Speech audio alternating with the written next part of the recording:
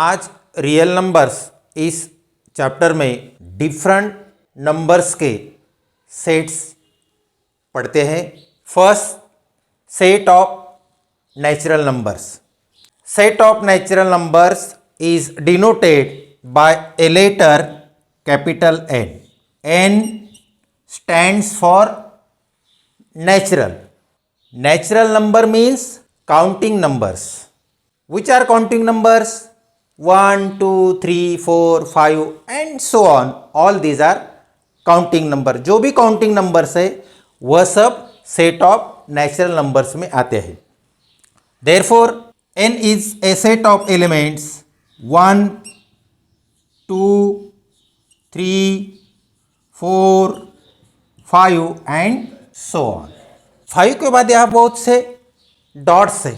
Dots का meaning है 5 के बाद भी और नंबर्स है 6, 7, 8, 9, 10 एंड सो ऑन.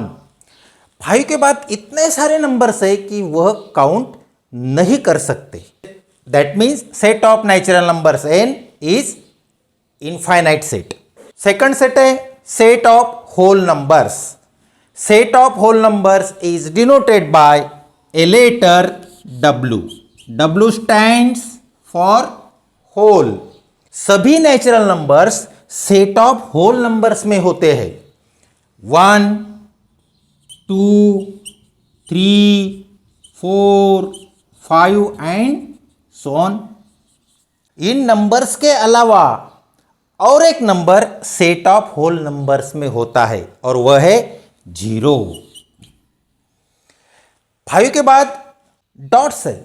डॉट्स का मीनिंग है 5 के बाद भी एलिमेंट्स है 6 है 7 है बहुत सारे एलिमेंट्स है. 5 के बाद इतने एलिमेंट्स है कि वह हम काउंट नहीं कर सकते. Therefore set of whole numbers is infinite set. Third set is set of integers. Set of integers is denoted by a letter I. I stands for integers. सभी whole numbers set of integers में होते हैं. 0, 1, 2, 3, 4, 5 and so on. यह 1, 2, 3, 4, 5 इन numbers को कोई भी sign यहां दिखाई नहीं देता. ना तो पॉजिटिव साइन है ना निगेटिव साइन है.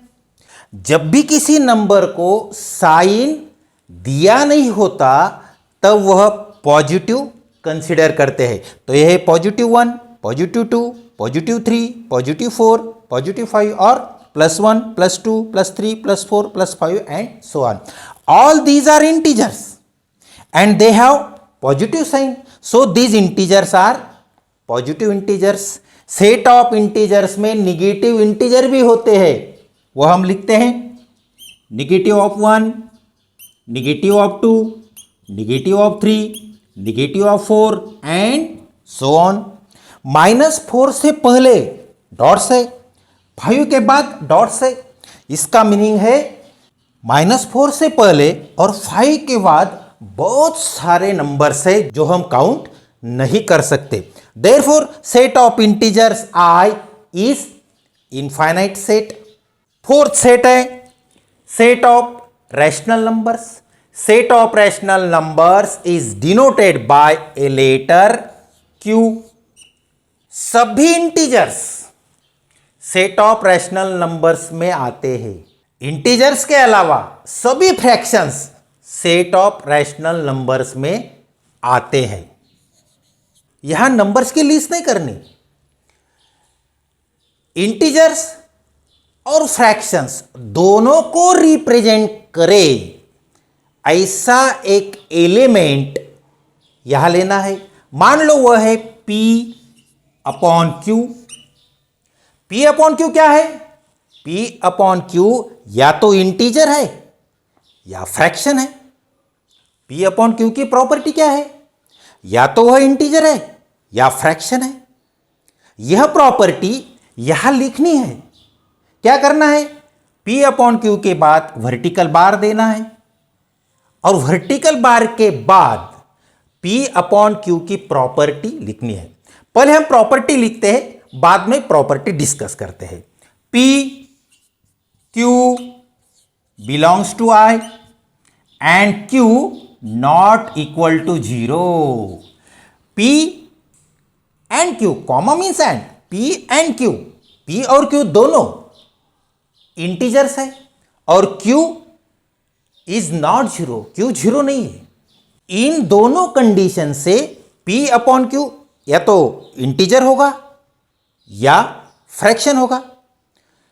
इन दोनों कंडीशन से कैसे P अपॉन Q इंटीजर है ये देखते हैं। P इंटीजर है, कोई भी इंटीजर P की वैल्यू हो सकती है, वह 3 हो सकता है, -2 हो सकता है, 5 के बाद कहीं तो 73 भी हो सकता है, -4 से पहले कहीं -91 भी हो सकता है। P कोई भी इंटीजर हो सकता है, P 0 भी हो सकता है। Take value of Q as 1, Q की वैल्यू 1 लेते हैं तो यहां होता है 3/1, -2/1, 73/1, -91/1, 0/1। ये है P और ये है Q, तो ये बन गया P upon Q, P upon Q, P upon Q, P upon Q, P upon Q। देखते हैं ये नंबर्स कौन से होते हैं। किसी भी नंबर को अगर 1 से डिवाइड करते हैं तो वही नंबर आता है। If we divide a number by 1 then we get that number itself. That means we get here 3 -2 73 -91 0। All these are integers, तो ये सब इंटीजर हुए।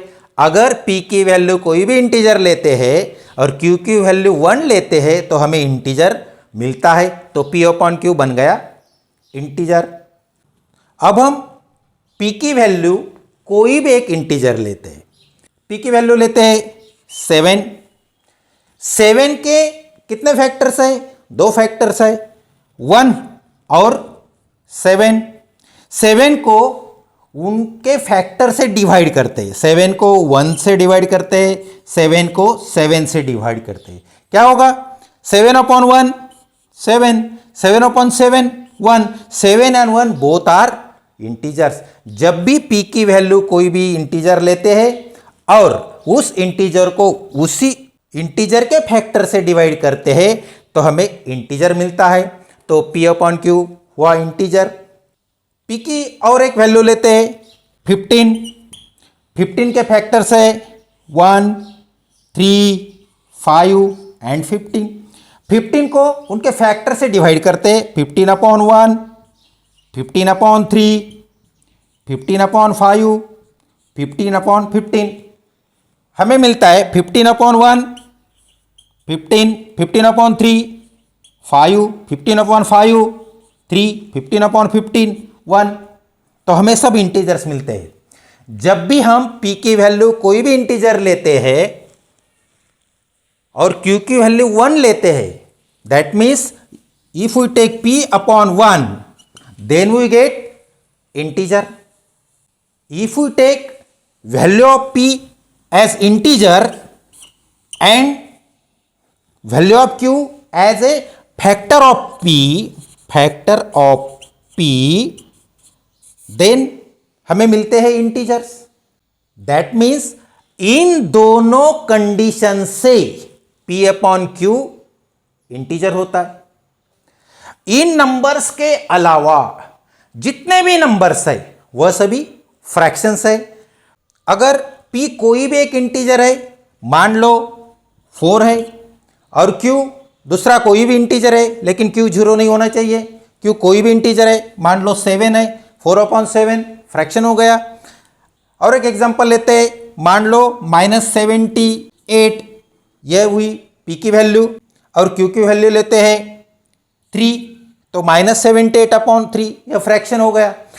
इन नंबर्स के अलावा यह दोनों कंडीशन सेटिस्फाई करने वाले सभी P upon Q elements fractions है।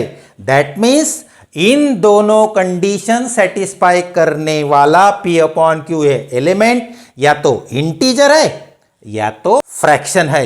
आज हमने पढ़ा set of natural numbers n, set of whole numbers w, set of integers i and set of rational numbers q।